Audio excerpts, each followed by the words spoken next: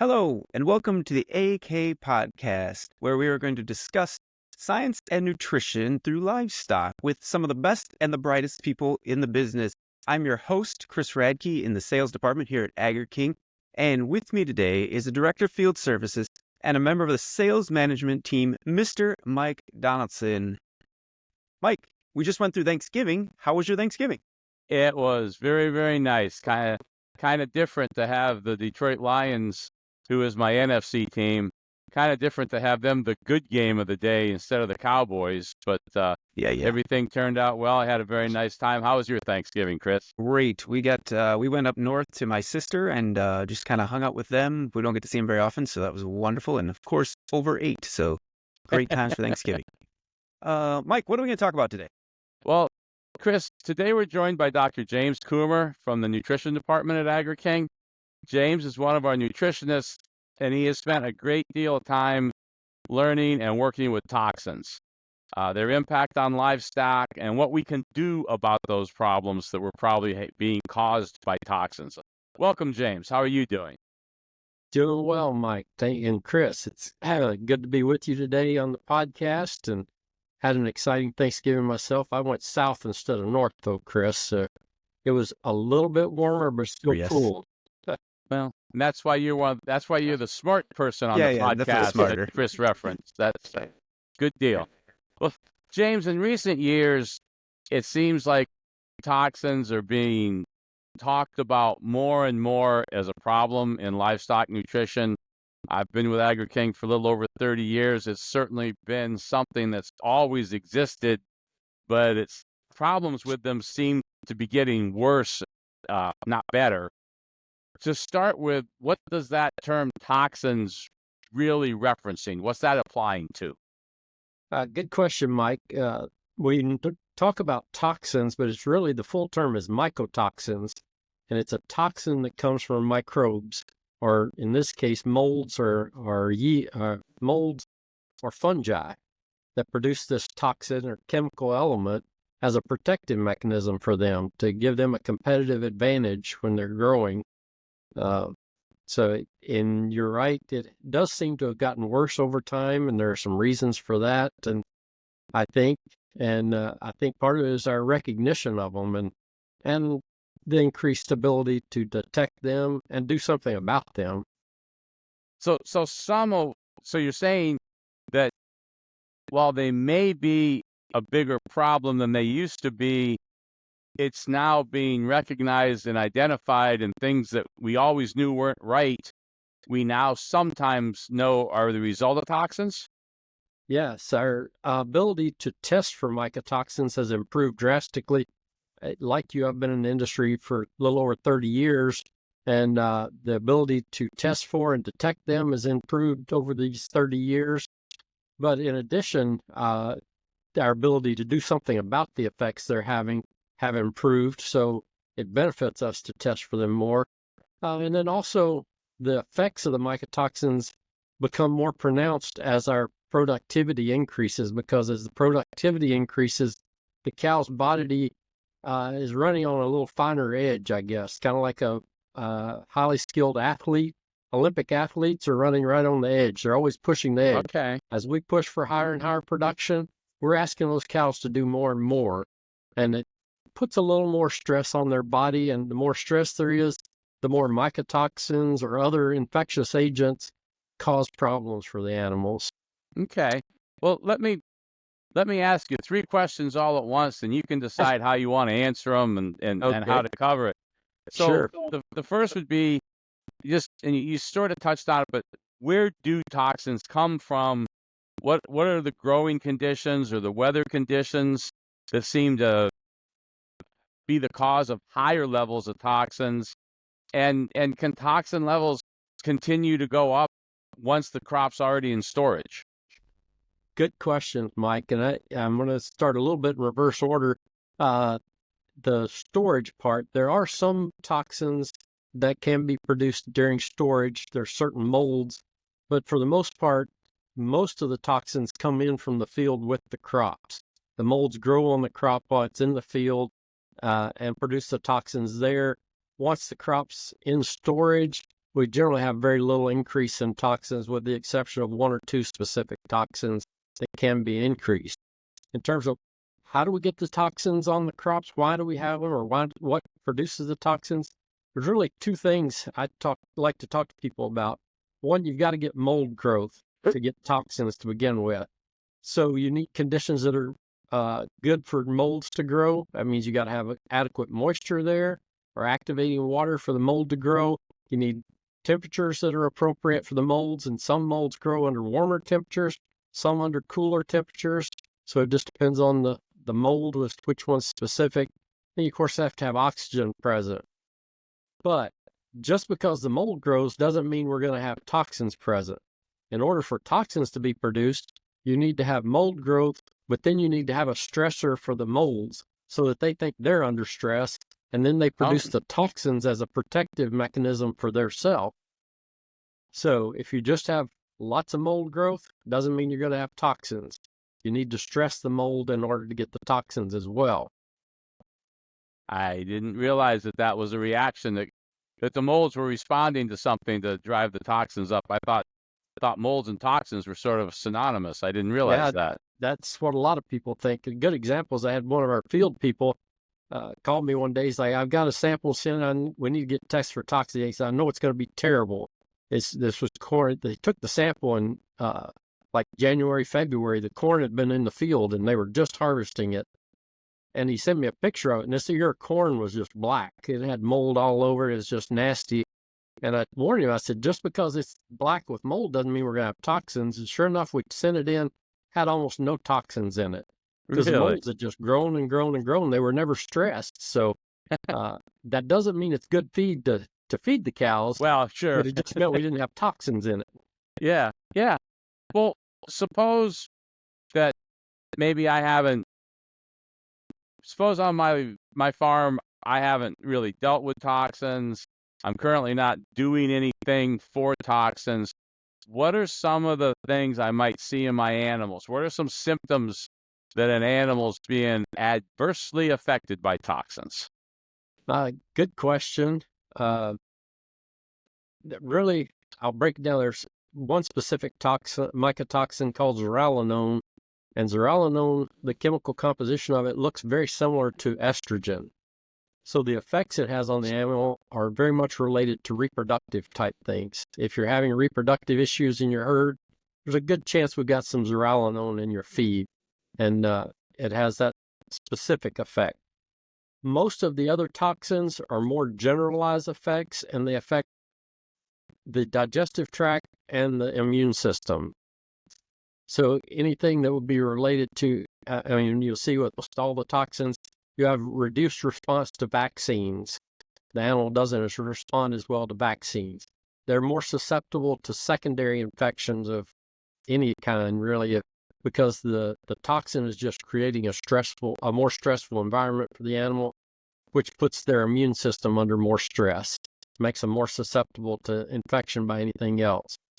Oftentimes we'll see animals off feed, not eating as well. Production may go up or down. It's not going to go up because of mycotoxins, but you might see production going up and down because of a stronger load of toxins, and then get into a lighter load, and cows responding to that. Okay. So let's continue on my pretend farm. How would you recommend I go about testing to see if I have toxins? You going to send me to each individual ingredient, a TMR? What's your preferred way to test? Good question. As far as testing, I'll say there's really 2 types of testing out there. The most prominent method used to be the ELISA test. Neogen was the company that was most prominent in that. We actually used to use that here at Agri-King. And a lot of feed mills use that as a screening test because it's very quick, very quick results, easy to run. They can run it right at the feed mill, but it's it's not very specific in terms of the quantity there. It's more of a screening test. Yes, you do. The other downside to the ELISA test is it's a separate prep on the sample for each toxin you want to test for. So if you want to test for 3 different toxins, that's 3 different sample preps. More recently, we've moved into using HPLC-MC. It's high pressure liquid chromatography mass spectrometry. Tongue-tied. I think it's a mouthful. The liquid chromatography with mass spec, which is what we went to about 2 years ago here at Agri-King. The plus side of it is very specific. It's very quantitative. We get very good results, and we know really well how much there is in there. But we can do one sample prep and test for multiple toxins. Here at Agri-King, we test for 6 different toxins with a single sample prep. So it's more effective that way, and we can get a broader spectrum of analysis. When you're asking about what samples, from a dairy standpoint, we like to start with just the TMR analysis, the total mixed ration that we're feeding the cows, because that's what the cow's eating. If we don't detect any toxins in there, we don't really need to test anything else, because that tells us. If we do test and detect high levels of toxins there, it might warrant testing individual ingredients so we can determine where the toxins are coming from, so that we can make some decisions about, do we feed more or less of one ingredient or another, if that's a possibility. If they're purchased ingredients, we always have that possibility. If it's in the forages on the farm, we might not have a choice, but at least we can know, is it coming from the corn or distiller's grains that we're getting from the feed mill, or is it coming from the corn silage bunker that we're feeding out of from our own farm? Now, just briefly touch on the other aspect of ruminant that Agri-King spends a lot of time on. While looking at slightly different things, I take it toxins are no better for a beef steer than they are for a dairy cow. I will say they're no better for them, certainly. We generally think beef animals are more tolerant of toxins. Typically, they're probably not more tolerant. It's just harder to recognize. With the dairy cow, we're milking her 2 or 3 times a day, every day. If she hits toxins, milk production's off today, we know it today. A beef cow, we got toxins. We may be only weighing them every 6 months or something, so we may not detect that problem for a long time out. But I would say, for the most part, the dairy cows are probably under a little more stress than the beef cattle are. Okay. But heavy feedlot animals certainly are under stress. Yeah. So, I'm sorry, go ahead.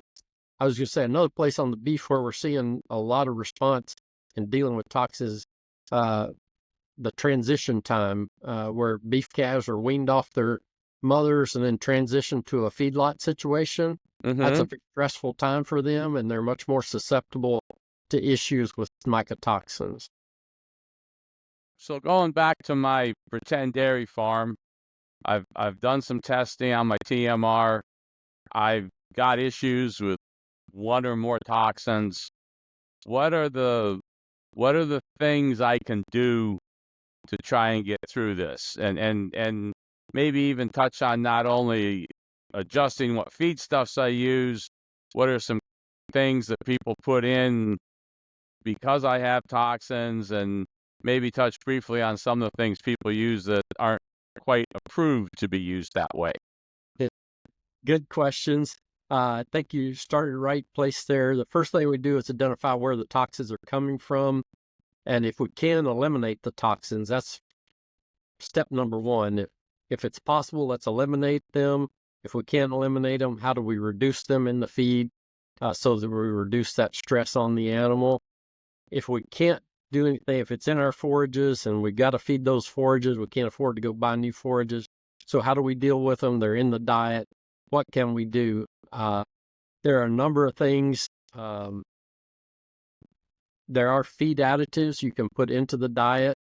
When I started in the business 30 years ago, like yourself, they're really just clay products that we'd recommend putting in.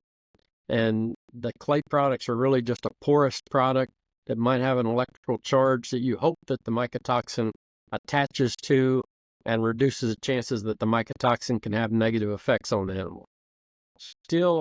that method is still somewhat effective on aflatoxin, which is one specific toxin. It is also the only mycotoxin that's regulated, because if it's found in the milk, then the producer has to dump that milk and not able to sell it if it's at a certain level. So that one is a major concern. And the clays do a fairly good job of binding aflatoxin and getting it out of the system.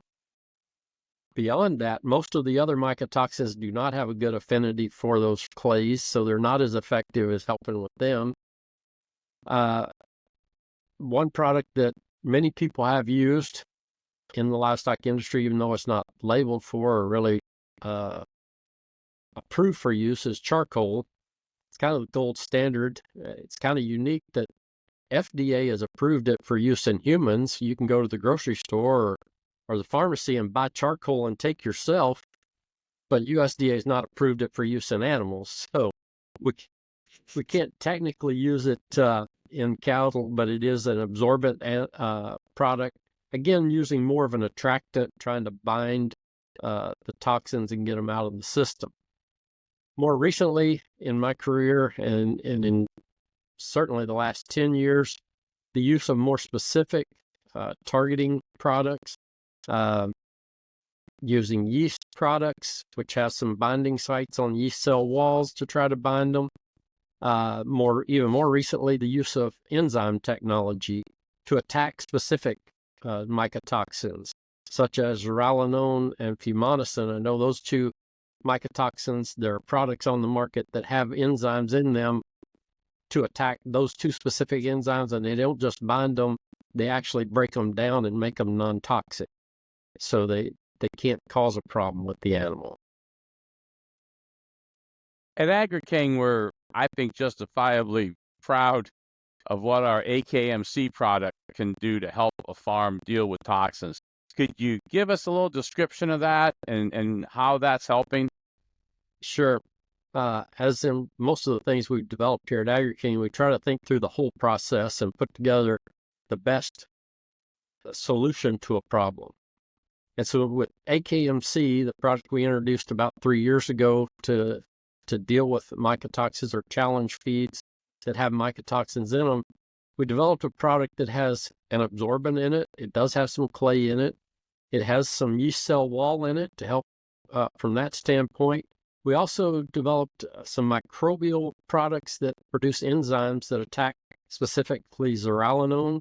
There's a microbe in there that produces a zearalenone esterase enzyme, so that it breaks down zearalenone. We've seen phenomenal responses. In addition, we put some nutrients in that product that help the animal deal with the effects of mycotoxins. Mycotoxins affect the gut lining of the digestive tract. We've got some nutrients in there that help the gut lining do better. Secondarily, if the mycotoxins make it into the bloodstream of the animal, they go to the liver to be detoxified.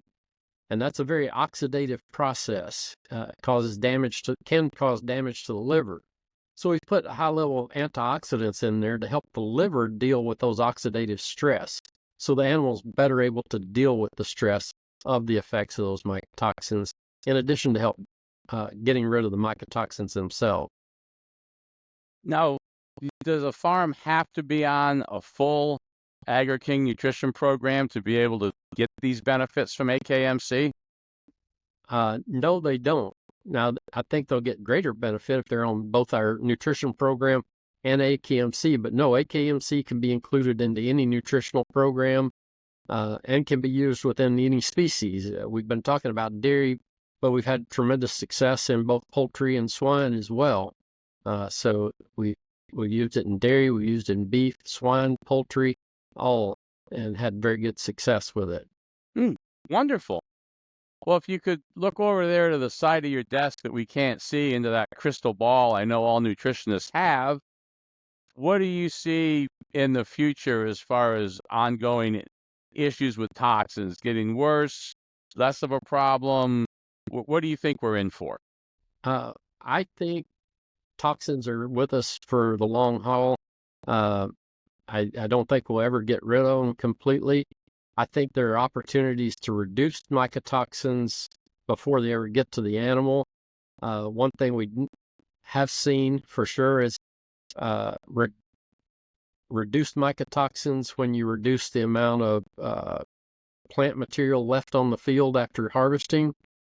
The more crop residue you leave out there, the more chance there is for the mold off of that crop infecting the next crop next year, which increases the chances of mycotoxins. So the increased use of no-till farming over the last 25 years has increased that amount of toxins, I think, as well. Another thing, it's not, to my knowledge, has not been looked at yet, but here in the Midwest, I see the crop dusters out every year. They're spraying for molds already, fungicides already. The issue is currently the fungicides they're spraying for are not the funguses that are causing the mycotoxins. They're spraying for funguses that are negatively affecting the production of the crop. Could they somehow down the road develop fungicides that will also help reduce the growth of molds that are going to produce mycotoxins? I think that could be a solution, but that's going to have to be pushed from the livestock industry to convince the crop farmers that that's a value, and the livestock producers are going to want to pay more money for it before the crop farmers will start doing it. Mm-hmm. But I think that's certainly, I don't want to say we'll not having mycotoxins in the future, because I think they will be there, but also lived through the 70s when they said we were going to run out of oil in 10 years, and they found more oil. They found more ways to get oil out of the ground. So I'm not saying somebody's not going to develop something to help get rid of molds and mycotoxins in the future, but it's not there yet. Any final thoughts on the issue or the topic of toxins, Dr. Coomer? Get out and test for them. I heard last year from a number of nutritionists that they didn't think mycotoxins were a problem because they said if they were, when I used these products out here that everybody sells that help with them, that they would have seen some results. But I think the problem is they used products that were not successful in helping with the toxins. It wasn't that they didn't have toxins, they just didn't have the right solution. So testing for them, see if you've got them, look for opportunities to help people improve their production with the tools that are available. Perfect. Well, Chris, I think that means we're coming to the end of this episode. What did you learn today? I learned that molds do not equal toxins. That floors me, I guess. I always thought they're connected. Learning here. James, or Dr. Coomer, could you give a snapshot of how you help Mike's imaginary farm identify toxins? Or then and then could you give a whole how should Agri-King identify or be aware of the toxins that they have? How would you explain what you do, and how can we at Agri-King help them, I guess? Great. What we're doing already is great. We encourage our regional area people who are out there face to face with the producers, go to the farm, particularly if they're seeing issues on the farm that are unexplained. Encourage them to pull samples, send them into the lab. Let's test for them. Once we test for them, we get results. Then we can formulate a solution for their problem, whether they've got high toxins in one part of their feeding program or another. We may be working with them to reduce feeding one feedstuff or another, or maybe we come up with the right solution of the AKMC or a clay product to put in there. And some of these products can be used together to make the best solution for a particular farm. Great. Thank you, Dr. Coomer, and thank you, Mike. Thank you so much for listening to AK Podcasts, and hit us up on any of our socials at Agri-King. And from everybody here at Agri-King, thank you so much for listening. If you have any thoughts or questions that you'd like us to answer, please hit us up at podcasts@agriking.com. Thank you, guys, and have a great day. Thank you, Chris, and thank you, Dr. Coomer. Thank you, Chris and Mike.